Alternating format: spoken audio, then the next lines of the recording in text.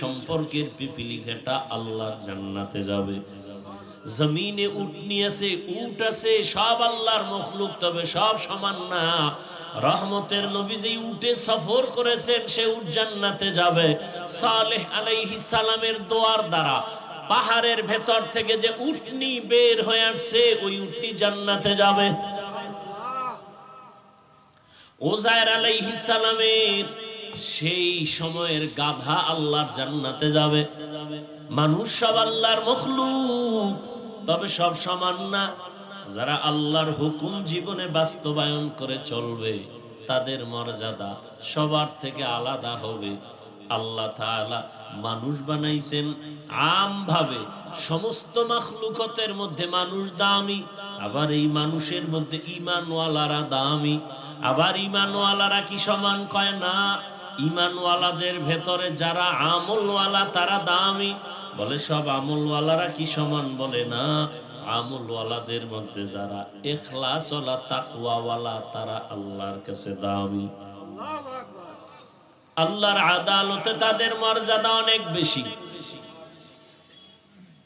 এজন্যই তো ইমাম গাযালী রাহমাতুল্লাহি আলাইহি বলেন, আন্নাস কুল্লুহুম হালকা ইল্লাল আলিমুন ওয়াল আলিমুনা কুল্লুহুম হালকা ইল্লাল আমিলুন ওয়াল আমিলুনা কুল্লুহুম হালকা ইল্লাল মুখলিসুন। সব মানুষের মধ্যে জাহান্নামী, সব আলেম জান্নাতে যাবে। বলে না না, সব আলেম না, এরা দামি যারা আমলওয়ালা। বলে সব আমলওয়ালারা দামি না। আবার এদের মধ্যে যারা আমলের তাকওয়ার মেডিসিন লাগায় চলে এরা আল্লাহর কাছে দামি। ইন্না আকরামাকুম ইনদাল্লাহি আতকাকুম। হর কে দারাত খৌফে হকদার দিল মদার জান্নাতুল মাওয়া দেহদ ও রামাকাম।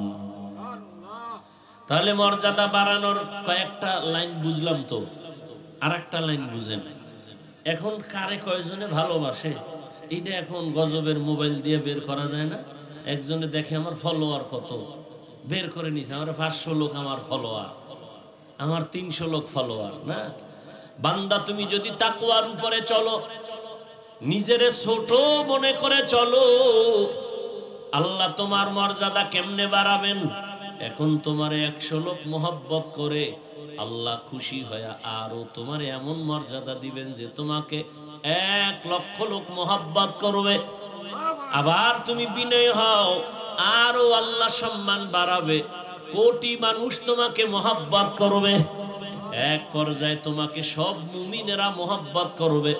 আরো বিনয়ী হও, তখন মর্যাদা আরো বাড়বে। বলে কেমন? এখন শুধু তোমারে মুমিন মোহাব্বত করে, তখন বেঈমানেরাও মোহাব্বত করবে।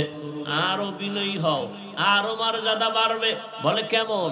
এখন তোমাকে মুমিন আর বেঈমান শুধু মোহাব্বত করে এতটুকু না, জঙ্গলের প্রাণীও তোমাকে মোহাব্বত করবে। জঙ্গলের প্রাণী মোহাব্বত করবে। গরু তোমার কথা শুনবে, বাঘ তোমার কথা শুনবে, পানি তোমার কথা শুনবে। যেমন তার দৃষ্টান্ত ইব্রাহিম ইবনে আদহাম রাহমাতুল্লাহ আলাইহির ঘটনা। দুনিয়ার বাদশাহী সারিয়া আল্লাহর তালাশে বের হয়ে গেলেন। যে ইব্রাহিম ইবনে আদহাম মখমলের চাদরে ঘুমায়, যার আঙ্গুলির ইশারায় বলখের মানুষ উঠে আর দাঁড়ায়, কিন্তু অন্তরে আসলো আমার কথা এত সূর্য চলে না, তাহলে এর পেছনে তো একজন মালিক আছে, তারে তো আমি চিনি না, আমি আসলে এখনো জ্ঞানী হতে পারি নাই। এই মালিকের তালাশে রাজকীয় পোশাক ফালাইয়া সালার চট গায়ে দিয়া সাগরের পারে পারে দৌড়ায় আর আল্লাহরে তালাশ করে। ইয়া এলাহি মুঝসে মুঝকো দূর কর, তাকে দেখো মুঝ মে তুঝকো এক নজর। ইয়া ইলাহি তু মেরা মাবুদ হ্যায়, ইয়া ইলাহি তু মেরা মাশুক হ্যায়। সাগরের পারে বয়া বয়া আল্লাহর মহব্বতে গান গায়। হঠাৎ সরকারি বাহিনী তারা গেছে একটু ঘুরতে, গিয়া দেখি বলখের নামি দামি বাদশাহ সালার চট সেরাফারা জামা গায়ে দিয়ে বসা। এই ইব্রাহিম কি পাইলা? বলখের বাদশাহী ছেড়ে কি পেয়েছো? অনেক কিছু পেয়েছি। বালুর মধ্যে বয়ে রইছো, কি পাইছো? করে এতদিন আমার বাদশাহী চলতো জমিনে, এখন আমার বাদশাহী চলে সমুদ্রের ভেতরে। লোহার একটা সুই হাতের মধ্যে, কয় দেখবি নি? কয় হ্যাঁ। কয় দেখ। সুইটারে সমুদ্রের মধ্যে ফালায় দিছে। ফালায় দেওয়ার কিছুক্ষণ পর ডাক দিয়া কয়, সমুদ্রের মাছ আমার সুইটা আমার হাতে ফিরাইয়া দে। হাজার হাজার সুই নিয়া হাজারো মাছ সামনে আসছে। এইবার দেখে সব আশ্চর্য হয়ে গেল। সবগুলোর সুইগুলো স্বর্ণমুখী। ইব্রাহিম বলে, এটা আমার না, আমার লোহার সুই দে, তোদেরটা নিয়ে ভাগ। সর্বশেষ একটা ছোট্ট মাছ আইসা সেই লোহার সুইটা নিয়ে সামনে হাজির হয়ে গেল। বাদশাহ ইব্রাহিম ডাক দিয়া কয়, দেখা কো বাদো আবওয়াতিশ বান্দা বামানো তু মুর্দা বাহা জিন্দা আ। মান কানা লিল্লাহ কানা আল্লাহু লাহ। যে আল্লাহর হয়ে যাবে, গোটা দুনিয়া তার গোলাম হয়ে যাবে। এই কথা অনেকেই বুঝে না, বিদায় ওলিয়া উলিয়াদের কারামতের বিরোধিতা করে। আমাকে একটা ছোট্ট কথার জবাব দেন, আপনাদের এলাকায় গরু দিয়ে হাল চাষ হয়নি? হাল চাষ যারা করে চাষি, এরা কি বড় শিক্ষিত, বড় বুজুর্গ? এই একজন সাধারণ মানুষ, থার্ড ক্লাসের মানুষ, এ গরুরে চাষাবাদ করতে গিয়া গরুর সাথে কথা বলে, গরু বুঝেনি। কথা কন না কেন? একজন সাধারণ মানুষ বলে, এই গরু দাঁড়া, দাঁড়ায় যায়।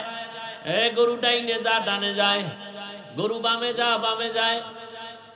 হাজার হাঁস পানির মধ্যে।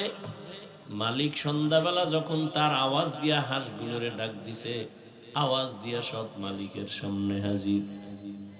একটা চাষি বেনামাজি সাধারণ মানুষের কথা যদি গরু শুনে, আমার আল্লাহর প্রিয় বান্দার কথা কেন ভিন্ন মাখলুক শুনবে না?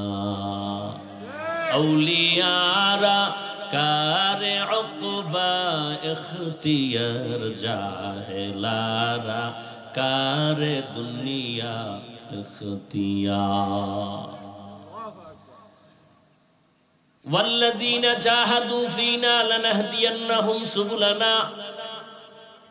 যারা চেষ্টা করবে চূড়ান্ত ভাবে আল্লাহ পাওয়ার জন্য, আল্লাহ পাওয়ার জন্য চেষ্টা করার মাকসাদ হলো আল্লাহর পরিচয় লাভের জন্য যারা চেষ্টা করবে, আল্লাহ বলেন আমি তাদের সামনে অনেকগুলো রাস্তা খুলে দিব। সাবিল এক বচন, তার বহু বচন সুবুল। সাবিল এক রাস্তা, সুবুল মানে অনেকগুলো রাস্তা। বলে কয়শো? কয় হিসাব নাই। ভালো করে বুঝেন। রহমতের নবী একদিন সাহাবাদেরকে ডাকলেন আর বললেন, জমিনের মধ্যে সোজা একটা দাগ টানলেন, রেখা টানলেন, তাই না? এই দাগ সোজা রেখার ডানে বামে আঁকা বাঁকা আরো অনেকগুলো দাগ টানলেন আর বললেন, হাযা সিরাতাম সিরাতি মুস্তাকিমা। এই যে পথটা দেখো, এটাই হলো জান্নাতে যাওয়ার সহজ সরল সঠিক পথ। নাম হলো সিরাতাল মুস্তাকিম। ডানে বামে আঁকা বাঁকা অনেক পথ। জান্নাতের পথ কি এগুলো না সোজা? কয়টা বলেন? নাম কি? নাম কি? রহমতের নবী বলেন, জান্নাতে পৌঁছার সোজা পথ একটা সিরাতাল মুস্তাকিম। এই রাস্তা দিয়া চলো, আল্লাহকেও পাইবা, জান্নাতও পাইবা। এক পথ। আর আনকাবুতের শেষে আল্লাহ কয়, আমাকে পাওয়ার রাস্তা অনেক। লাগজেনি পেস পেস সুডাইবে কে? ওসি, ডিসি, ডাক্তার, ইন্টারনেট, হ্যাঁ, সমাধান দিয়েছেন উলামায়ে কেরাম।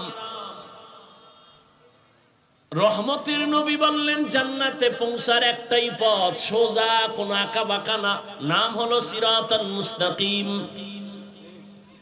আল্লাহ বলেন আমাকে পাওয়ার অনেকগুলো পথ।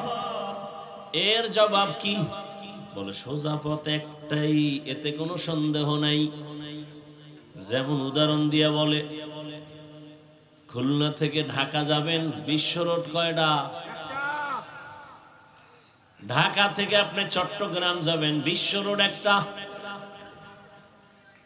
বান্দা তুমি আমলের লাইনে মেহনত করে জান্নাতে যাবা, বিশ্ব রোড একটা, সিরাতাল মুস্তাকিম। তবে খুলনা টু ঢাকার এই বিশ্ব রোডের বাঁকারও রোগ আছে না নাই? শাখা রোড। শাখা রোড থাকা এটা কঠিন না সহজ? বলেন না কেন সহজ? জান্নাতে পৌঁছার সোজা পথ সিরাতাল মুস্তাকিম, এটা বিশ্ব রোড। আর এই রোডে ঢোকার জন্য শাখা রোড আছে আরো অনেকগুলো, কোনো অন্ত নেই। তাবলিগওয়ালাদের মধ্য দিয়া যদি দৌড় দাও, একটা দৌড় দিয়া সামনে গিয়া দেখবি বিশ্ব রোডের সাথে লাইন লাগানো সিরাতাল মুস্তাকিম। খাঁটি আল্লাহওয়ালাদের নেক নজর নিয়া, সুন্নতের সার্টিফিকেট নিয়ে দৌড় দাও, তাদের আরেক রাস্তা শাখা রোড। ওখান দিয়েও যদি দৌড় দাও, সামনে গিয়া দেখবা সিরাতাল মুস্তাকিম বিশ্ব রোডের সাথে লাইন লাগানো। ইমামে আজম আবু হানিফা রাহমাতুল্লাহ আলাইহির মাযহাব অনুযায়ী যদি দৌড়াইতে থাকো, সিরাতাল মুস্তাকিমে গিয়েই তো ঢোকবা, ভিন্ন কোন রোডে যাইবা না।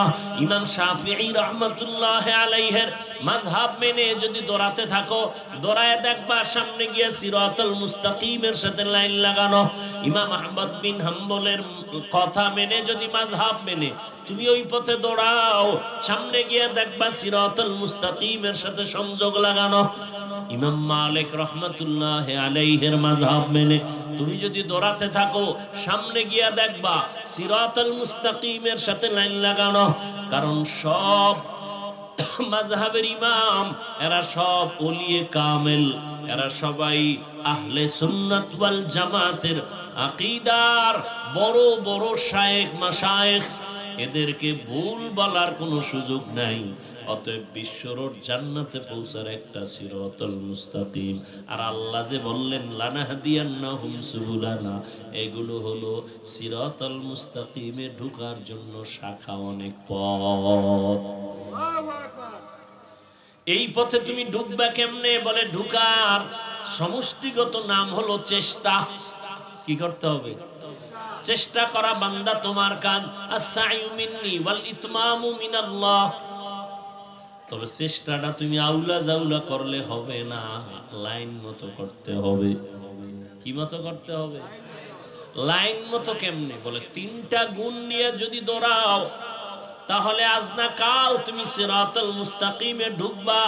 আর এটাও সত্য, সিরাতাল মুস্তাকিমের পরিণাম বিনা হিসাবে জান্নাত। কয় গুণ নিয়ে দৌড়াতে হবে? তিনটা গুণ ছাড়া দৌড়াবা। বাজারের মধ্যে কুত্তা দৌড়ায় সারাদিন, সকাল থেকে দৌড়ানো স্টার্ট করেছে, রাত্র 12টা পর্যন্ত দৌড়ায়। এই দৌড়ানোর পরে দেখি বাজারের কুত্তা বাজারে হইয়া রইছে।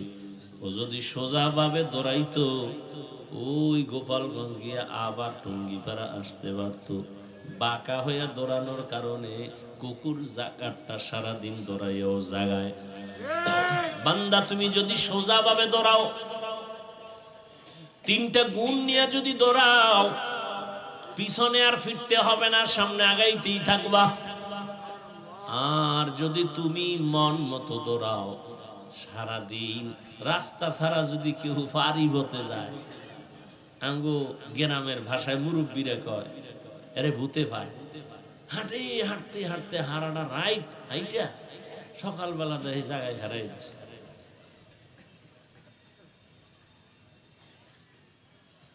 ওই জমিনের মধ্যে দিয়া, শুকনা জমিন হাইটা বাড়ি যাবে, রাস্তা দিয়া ঘুরে গেলে অনেক সময় মাঝখান দিয়া দৌড়, অন্ধকারের মধ্যে দৌড় দিছে, ঘুরতে ঘুরতে আরে পাইছে ভূতে।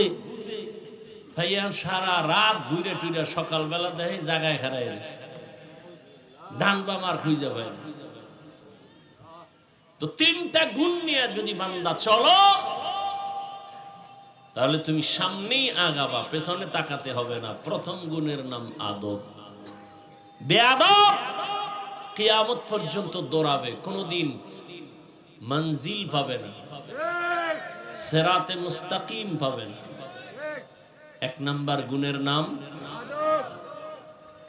আদব। মানে কি?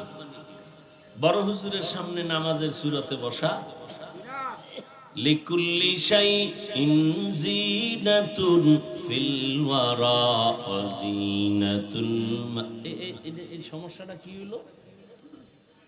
কি সমস্যা? এই কাশিটা বাড়লো কেন?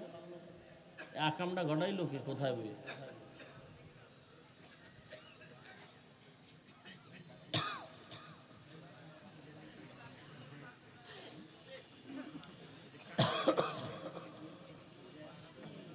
বরদোয়া দিলে সব গোষ্ঠী শুদ্ধ ধ্বংস হয়ে যাবে।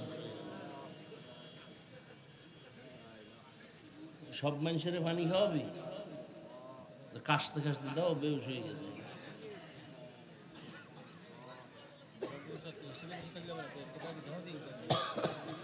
কি একটা ফাইজলামি শুরু করছে। আল্লাহ হেদায়েত দান করেন।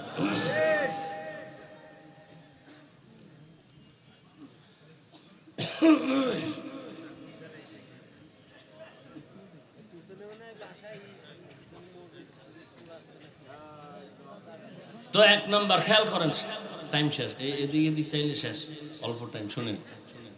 তাহলে আমাদের কাজ হলো কি? চেষ্টা করা। কি কাজ?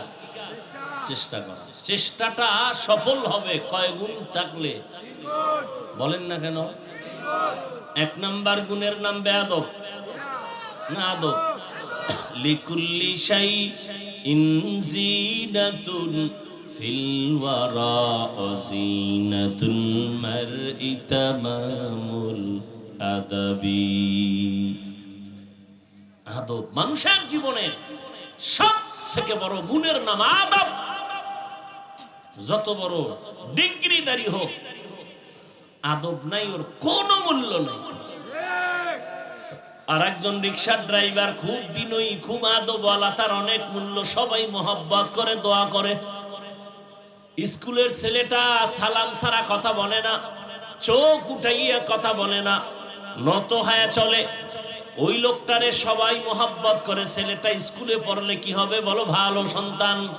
এই যে ভালো বলে, এটাই দোয়া। হাত উঁচু করে দোয়া করতে হয় না। আদবওয়ালা জিন্দেগির বড় দাম। বড় হুজুরের সামনে নামাজের সূরাতে বসার নাম আদব, এটা না। ভালো করে বুঝেন আদব কি জিনিস। বলে যেই জিনিসটা, যেই কাজটা যেইভাবে করা উচিত, যেই জিনিস যেই জায়গায় রাখা উচিত, ওইটা ওই জায়গায় রাখা, ওই কাজটা ওইভাবে করার নাম আদব। ভালো করে বুঝবেন। কোরআন শরীফ রাখার আদব কি? মাটির না উঁচায়? এটা আদব। জুতা রাখবেন উপরে না নিচে? এটা আদব। জুতা যদি কেউ মাথায় লয়ে আনে, এটা আদব হবে? বেয়াদব কেন না? এটা কি হবে না? আদব হবে না। প্রত্যেকটা ক্ষেত্রে আদব। এই যে আমি হাত পা নাড়াইতেছি, এখানেও কি আছে? কথা বলেন না। আপনি যে হাঁটতেছেন, হাঁটার মধ্যে আদব আছে। আপনি যে দুই চোখ দিয়ে তাকাইতেছেন, তাকানোর মধ্যে আদব আছে নাই? আমি যে কথা বলতেছি, কথার মধ্যে আদব। আমি যে ঘুমাবো, ঘুমানোর মধ্যে আদব। সহজ আর একটা জবাব হলো, আদবের অপর নাম হলো সুন্নতে নববী। সুন্নত অনুযায়ী চলার নাম আদব। যেমন এই যে এক বোতল পানি, পানির পিপাসা লাগছে আমারও আপনারও। এখন আপনি আদব অনুযায়ী যদি পান না করেন, আমি যদি আদব অনুযায়ী করি, বাম হাতে বোতলটা ধরে ডান হাত দিয়া টান দিয়া, ডান হাত দিয়ে আমি পানিটা পান করব এক টানে 3 শ্বাসে। আর আপনি যাগো আদবের চিন্তা নেই, ফট করে বাম হাত দিয়ে এক টান দিছে, এক বোতল খালি, ফট করে বুকে আটকাইয়া ধর খাওয়ার টাইম নেই। যেই পানি কোথাও আটকায় না, এটা বুকে গিয়ে আটকায় গেছে, গলায় আটকায় গেছে। আদব। জুতা পরতেছেন, এখানে আদব। কেমন আদব? মসজিদে ঢুকবেন কোন পা দিয়া? ডান পা দিয়া। বের হবেন বাম পা দিয়া। বাম পা দিয়া বের হইয়া জুতার মধ্যে প্রথম পা ঢুকাবেন ডান পা, বাম পা না। মসজিদ থেকে বের হইবেন বাম পা দিয়া, জুতায় ঢুকবে কোন পা? তো বাম পা কই রাখবেন? জুতার উপরে। ধন্যবাদ। ডান পা ডান জুতায় ঢুকাইয়া এরপরে বাম পা ঢুকাবেন। এবার দোনো পাও লেভেল পজিশন হয়ে গেল। এবার আপনি যখন কদম দিবেন তখন ডান পা দিয়ে কদম দিবেন। এটা আদব। প্রত্যেকটা ক্ষেত্রে আদব। কলম কোম্পানি কলম বানাইছে লেখার জন্য। কি জন্য ভাই? বাথরুমে। এখন কলম দিয়ে কই লিখবেন? আর এক কোম্পানি লেখার জন্য খাতা বানাইছে, কাগজ বানাইছে না? কথা হয় না। এখন আপনি কলম দিয়ে লিখবেন কই? কাগজে। যারা বাথরুমে লেখে, বাথরুমে লেখে আই লাভ ইউ, তার মানে তোর মতো বাথরুমের আমি খুব ভালোবাসি। বাথরুম বাতিনি আওয়াজ দিতে থাকে, ইউ লাভ মি, তোরও আমি খুব মিস করি, সময় মতো আইও। থানবী রহমতুল্লাহ আলাইহি লিখেছেন, বাথরুমে যারা খালি পায় খালি মাথায় যায় লেখা পড়ে অথবা লেখে, এদের জেহেন বিদ্যুতের গতিতে কমে যায়। আর কয় হুজুর পড়ি মনে থাকে না। আর আকাম কর গিয়া, মনে থাকবে কেমনে? নিম্নচাপ শুরু হয়ে গেছে, জুতা পরার টাইম করে বাথরুমে দৌড়, দরজা খুলে রাখ। অথচ আদব অনুযায়ী বাথরুমে ঢুকো, বাম পা দিয়ে ঢুকো, তবে কখনো খালি মাথায় খালি পায়ে বাথরুমে ঢুকবা না। কারণ বাথরুম হলো জিন শয়তানের আড্ডাখানা। ওখানে তুমি মাথা খালি রেখে ঢুকবা না, পা খালি রেখে ঢুকবা না। জুতা পরে ঢুকো, দোয়া পরে ঢুকো, কিছু পারো না তো বিসমিল্লাহ বলে ঢুকো। বাথরুমে ঢুকার পর বাম পায়ের উপরে ভর করে বসো, আদব। হাঁটুর উপরে কাপড় উঠানো যাবে না, আদব। আবার তুমি দ্রুত বের হয়ে যাও, বাম পা দিয়ে বের হও না কোন পা? ডান পা দিয়ে বের হও। এরপরে দোয়া করো, কিছু পারো না আলহামদুলিল্লাহ বলো। যদি এই আদব অনুযায়ী বাথরুমে যাও, শীতইয়া হইরা কোনোদিন মাথা ফাটবে না। বাথরুমে গিয়েও তো অনেকে পরে অ্যাক্সিডেন্ট হয়ে যায়, দুর্ঘটনা হয়। এক নাম্বার, চূড়ান্ত সফলতার দরজায় পৌঁছতে হলে তিনটা গুণ লাগবে। এক নাম্বার গুণের নাম আদব। বেয়াদব যত সেজদা দিবে, যত কিতাব পড়বে, কলমের খোঁচায় নাম্বার 1 পাস, কোনো লাভ নাই, ওর কপাল খারাপ। ইবলিসের থেকে কি তুমি সেজদা বেশি দিছো? ইবলিস তো অনেক ইবাদত করনেওয়ালা, যার ইবাদতে খুশি হইয়া আমার আল্লাহ নিজে ওকে উপাধি দিলেন, তুই ওলিয়ে কামেল, তুই বুজুর্গ, তুই খাজেন, তুই আরেফ। জাগা মতো একটা বেয়াদবি করেছে, জীবনের সব বরবাদ। বেয়াদবি কয়টা করছে? একটা, শেষ।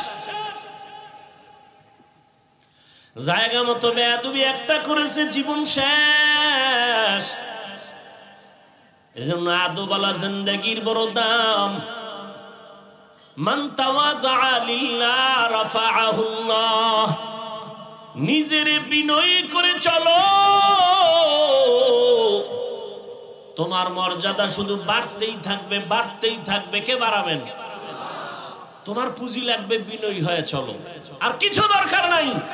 তুমি কিতাব বুঝো না বুঝো, পরীক্ষায় পাশ করো না করো, তুমি চেষ্টা করে যাও, বিনয়ী হয়ে চলো। কিতাবের সাথে বেয়াদবি করিও না, ইলমের সাথে বেয়াদবি করিও না, ইলম ওয়ালাদের সাথে বেয়াদবি করিও না। দেখো তোমার মর্যাদা কই চলে যায়। কাবেলিয়ত দাদেউরা শর্ত নিস বলকে শর্ত কাবেলিয়ত দাদেউস। আল্লাহ জানে মর্যাদা দিবেন। হাদিসে পাকে রহমতের নবী বলেন, লোকটা এতটা বিনয়ী হয়ে চলে কিন্তু আল্লাহ খুশি হয় তার মর্যাদা বাড়াবেন। মর্যাদা বাড়ানোর জন্য যে আমলের মেডিসিন লাগে বান্দার ওই আমল নাই। নবী বলেন তখন আল্লাহ ওই বান্দাকে কঠিন একটা পরীক্ষায় ফালায়, ধৈর্যের পরীক্ষা নিয়ে তার মর্যাদা বাড়ায় দেয়, অসুস্থ বানায় দিছে। যদি ধৈর্য ধারণ করে আল্লাহ মর্যাদা বাড়ায়। মর্যাদা আল্লাহ বাড়াবেন, এখানে কোনো যোগ্যতা লাগবে না। বিনয়ী হয়ে চলো, যোগ্যতার কোনো বাহাদুরি চলবে না। আল্লাহ মর্যাদা বাড়াবেন, বাহাদুরি বন্ধ করো। मिटा दो अपना हस्ती को अगर कुछ मर्तबा चाहो कि दाना खाक में मिलकर गले गुलजार होता है। নিজেকে যদি বড় বানাতে চাও হে মুমিন, বড়দের কদমে নিজেকে করে দাও বিলীন। আল্লাহ যোগ্যতা দেখে না, বরং বিনয়ী হও। আমি কিছু জানি না, কিছু জানি না, কিছু জানি না। দুনিয়ার ভিক্ষুক যখন মানুষের বাড়ি দ্বারে গিয়ে ভিক্ষা চায়, কৌশল করে, অনেক কৌশল, অনেক চালাক ভিক্ষুক। মা থাকলেও খায় আমার মা নাই, বাবা থাকলেও খায় বাবা নাই, ভিক্ষা দাও। এই আমি তো তোরে চিনি, তোর না বাপ আছে, তুই বাড়ির দরজায় দাঁড়ায় আমার বাপ নাই। কইও না, কইও না, শুনো আমি এখানে একটা কৌশল বের করেছি। মালিকের সামনে দাঁড়ায় যতবার নাই নাই নাই নাই বলবো ততবার মালিকের মায়া বেড়ে যাবে, ভিক্ষাও বেশি পাবো। আল্লাহ কয় বান্দা ভিক্ষুক যদি নাই নাই নাই নাই বলে যদি ভিক্ষা বেশি পায়, ও বান্দা তুই আমার দরজায় গিয়ে যদি বলতে পারো হে আল্লাহ আমার কিছুই নাই, মানুষ আমারে আলেম বলে, মুফতি বলে, মুহাদ্দিস বলে, কোটিপতি বলে, আমার কিছুই নাই, টাকা নাই, বাড়ি নাই, গাড়ি নাই, কিচ্ছু নাই, এক পর্যায়ে আমিও নাই। ও আল্লাহ তুমি আমারে মাফ করে দাও। আল্লাহর কাছে যদি নিজের অন্তর থেকে বলো আমার কোনো যোগ্যতা নাই, আল্লাহ মর্যাদা বাড়াবেন, আল্লাহর মায়া জমে যাবে। নিজের ছোট মনে যদি করতে পারো আল্লাহ মর্যাদা বাড়ায় দিবেন। আর যারা আমার অনেক কিছু আছে, আমার মতো বড় বক্তা কেউ নাই, বড় আলেম কেউ নাই, আল্লাহ বলেন যাও আছে তাও তোমার থেকে বিদায় হয়ে যাবে। এই জন্য রহমতের নবী সব সময় দোয়া করতেন, اللهم اجعلني في عيني صغيرا وفي أعين الناس كبيرا। আদোবালা জিন্দেগির বড় দাম। পৃথিবীর এক বাদশার নাম, বড় বুজুর্গ, রাষ্ট্র চালায় আবার বুজুর্গ, সুলতান মাহমুদ গজনবী রহমাতুল্লাহ আলাইহি। তার ইন্তেকাল হয়ে গেল। তার আপন কেউ স্বপ্ন যোগে সাক্ষাৎ, প্রশ্ন করা হলো সুলতান আপনার কবরের কি হালাত? বলে আল্লাহ আমাকে মাফ করে দিয়েছেন। ও সুলতান আপনাকে আল্লাহ মাফ করলেন, এমন কি বড় আমল করেছেন? সুলতান মাহমুদ গজনবী বলেন আমার বড় কোনো আমল নাই, একটা আদবের কারণে আল্লাহ আমাকে মাফ করে দিয়েছেন। কিসের কারণে? কি আদব? কয় আমি একদিন সফর করতেছিলাম, চলতি পথে যাত্রা বিরতি করলাম, রাত্রি যাপনের জন্য এক গরিবালায় ঢুকলাম। আমার এই জীর্ণ শীর্ণ ঘরের এক পাশে আমাকে থাকার জন্য একটু জায়গা দিল। আমার যেই জায়গায় দিছে ঘুমানোর জন্য, আমি ওখানে শুইয়া হঠাৎ করে নজর করে দেখি আমার পায়ের কিনারায় একটা উঁচু জায়গায় এক জিলদ কোরআন শরীফ রাখা। আমি শুয়ে শুয়ে চিন্তা করলাম আমি এখানে আরামে ঘুমাবো, কোরআন শরীফ এখানে থাকবে, এটা কেমন হয়? আমি মনস্থ করলাম না কোরআন শরীফটা অন্য রুমে আমি রেখে আসি। এই ভাইবা আমি উঠলাম, কোরআন হাতে নিয়ে যখন আমি 1 2 3 4 কদম দিয়া অন্য রুমে গিয়ে রাখবো, হঠাৎ করে আমার অন্তরে আবার বাড়ি মারলো। আরে কোরআন শরীফ দূরে সরাইয়া আমি কি করি, আমার আরামের ব্যবস্থা করতেছি। আসলে তো আল্লাহর কোরআন বড় দামি।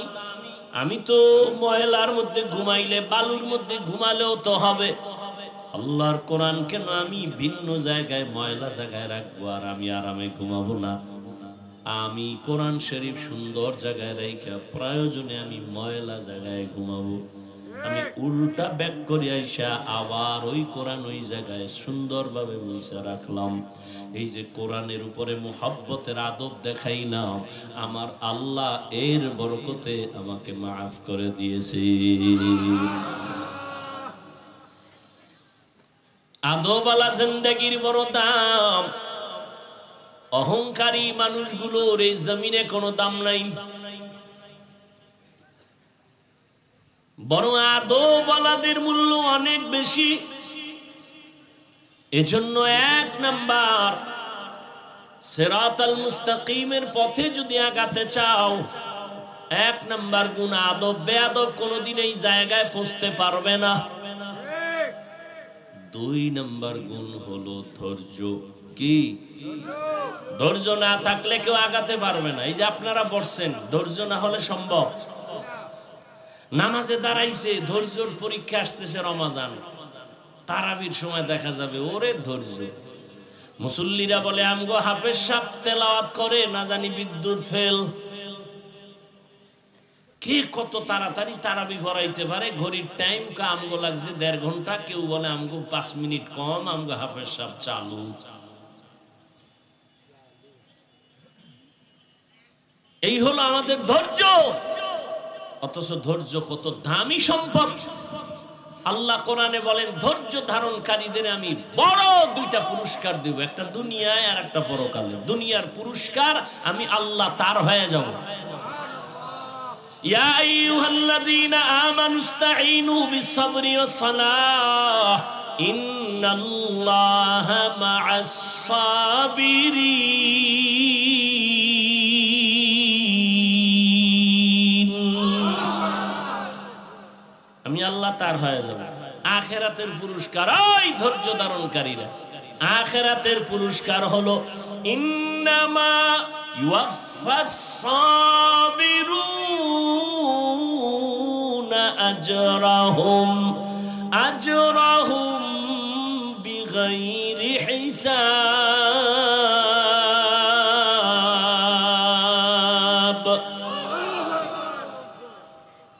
পরকালে বিনা হিসাবে জান্নাত। ধৈর্য বড় দামি এক সম্পদ। আল্লাহ বারবার ধৈর্যের বয়ান করেন। ইয়া আইয়ুহাল্লাযীনা আমানুসবিরু ওয়া সাবিরু ওয়া রাবিতু ওয়াত্তাকুল্লাহ রব্বানা আফরিগ আলাইনা সাবরান ওয়া সাব্বিত আকদামানা ওয়ানসুরনা আলাল কওমিল কাফিরিন। ধৈর্য বড় দামি সম্পদ। ইসমাঈল নবীর ধৈর্য ছুরির নিচে গিয়া পরিচয় দেয়, ও বাবা তাড়াতাড়ি আমারে জবাই করেন, আমাকে ধৈর্য ধারণকারীদের মধ্যে আপনি পাবেন। সাতাজিদুনি ইনশাআল্লাহ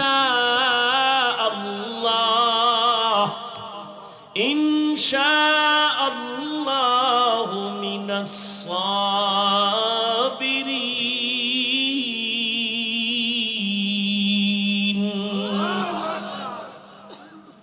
ওদিকে মা হাজেরার ধৈর্য 6 বছর পর্যন্ত এই শিশু ইসমাইলের লালন পালন করলেন। বাবাও নাই, খবরও নিতে কেউ আসে না। চতুর্দিকে জঙ্গল আর পাহাড়, কোনো আলো বাতাস নাই। মা এই বাচ্চাটারে তিলে তিলে বড় বানাইছেন ধৈর্য ধারণ কইরা। কঠিন পরীক্ষা। বাবারে আল্লাহ কয় তাড়াতাড়ি জবাই করতে নিয়ে যাও। মা সন্তানের বিদায় দেয়, যাও বাবার সাথে দাওয়াতে যাও। ইবলিস আইসা হাজেরারে ধোকা দেয়, ছেলেরে কই পাঠাইছো? বাবায় ছুরি নিয়ে জবাই করবে। হাজেরা বুঝে ফেলছে শয়তান, ডাক দিয়ে কয়, এই শয়তান, বাবায় কোনোদিন তো ছেলেরে জবাই করতে পারে না। শয়তান বলে আল্লাহর অর্ডার হয়ে গেছে। হাজেরা ডাক দিয়ে আমার মাওলায় যদি চায় একজন ইসমাইল না, আরো যদি আমার ইসমাইল থাকে সব আমি ছুরির নিচে দিয়ে দিব। ধৈর্য বড় দামি এক সম্পদ। وَلَنَبْلُوَنَّكُمْ بِشَيْءٍ مِّنَ الْخَوْفِ وَالْجُوعِ وَنَقْصٍ مِّنَ الْأَمْوَالِ وَالْأَنفُسِ وَالثَّمَرَاتِ وَبَشِّرِ الصَّابِرِينَ وَالْعَصْرِ إِنَّ الْإِنسَانَ لَفِي خُسْرٍ إِلَّا الَّذِينَ آمَنُوا وَعَمِلُوا الصَّالِحَاتِ। সব মানুষ জাহান্নামে যাবে, চার গুণওয়ালারা জান্নাতে যাবে। ইল্লাল্লাযীনা আমানু ওয়া আমিলুস সালিহাত ওয়া তাওয়াসাউ বিল হক ওয়া তাওয়াসাউ বিস সাবর। এই ধৈর্য আবার তিন প্রকার। ইবাদতের বেলায় ধৈর্য, গুনাহের বেলায় ধৈর্য, মুসিবতের বেলায় ধৈর্য। আল্লাহ আমাদের আদোবালা জিন্দেগি দান করেন, আমিনও কয় না। আল্লাহ আমাদের আদোবালা বিনয়ী জিন্দেগি দান করেন। কি মস্কারি করতেছি মনে করতেছেন না? আল্লাহ আমাদেরকে আল্লাহ সাবিরিনদের অন্তর্ভুক্ত বানায় দেন। কয় গুণ লাগবে? শেষ কান্নাওয়ালা তওবা। চোরের মতো তওবা না। চোরের যখন ফিডা দেয় চুরি করবি নি, জীবনেও না। অন্তরে কয় সুযোগ পাইলে তোর পকেটও ছাড়ুম না। এই তওবায় হবে না। ইয়া আইয়ুহাল্লাযীনা আমানু তুবু ইলাল্লাহি তাওবাতান নাসুহা। নিরঙ্কুশ তওবা, গলায় ছুরি লাগবে। আমি আল্লাহর মহাব্বতে এমন তওবা করলাম, আমি মরে যাব কোনদিন দাড়ির মধ্যে অস্ত্র লাগাবো না। কান্নাওয়ালা তওবা। তওবা তো করি, চোখে পানি আসে না। কিয়ামত পর্যন্ত চোখে পানি আসার জন্য তোমার দিলটা নরম লাগবে। দিল শক্ত হলে ওই চোখে পানি আসবে না। আর দিল নরম করার একমাত্র মেডিসিন গভীর রাতে আমার আল্লাহর সাথে কথা বলা। অতিও গভীর হয় রজনী যখন, নীরবে প্রভুর নাম জপিও তখন। প্রভুর করুণা যদি পাইবারে চাও, গভীর রাতে উঠে প্রভুর গুণগান গাও। আল্লাহ আমাদের কাছে একটা টাইমে আসেন না? প্রথম আসমানে। কোথায়? কোন সময় আসে? ফজরে? এ ভাই, ফজরে না জোহরে? কথা কন না কেন? ভোর রাতে। কয়দিন, কোন দিন আসেন? কেন আসেন? বান্দার থেকে কিছু নিতে না নিতে? আপনাদের কিছু লাগে না? তা নাকটাই না ঘুমাইয়া এরপরে যদি পাইলাম না, এটা কেমন জুতার বাড়ি দরকার। আল্লাহকে আমি দিতে আসি প্রতিদিন, আমি দেওয়ার জন্য আসি। তুই ঘুমাও কেন? ইয়া আইয়ুহাল মুযাম্মিল কুমিল লাইলা ইল্লা কালিলা। ও রহমতের নবী, কম্বলওয়ালা, রাতের কিছু অংশ দাঁড়াইয়া আমি আল্লাহর সান্নিধ্যে সময় ব্যয় করেন। আমি আল্লাহ প্রথম আসমানে আসি বান্দাকে দেওয়ার জন্য, নেওয়ার জন্য আসি না। আলামিন মুস্তাগফিরিন ফাগফির আলা। কে গুনাহ করেছো ক্ষমা চাও, আমি ক্ষমা করে দিব। রিজিক লাগবে বলো, কি সমস্যা আমার কাছে বলো। এমন একটা রাত নাই যে আমার আল্লাহ বান্দাকে দিতে আসেন না। আল্লাহ দেওয়ার জন্য আসেন। ওই টাইমে তুমি একটু আল্লাহকে যদি ডাক দাও, জীবনের সব দাবি আল্লাহ পূরণ করে দিবেন।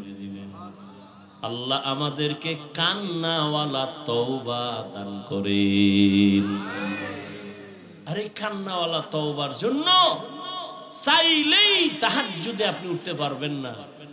যাদের অভ্যাস আছে তাদের সাথে একটু সম্পর্ক তৈরি করবেন।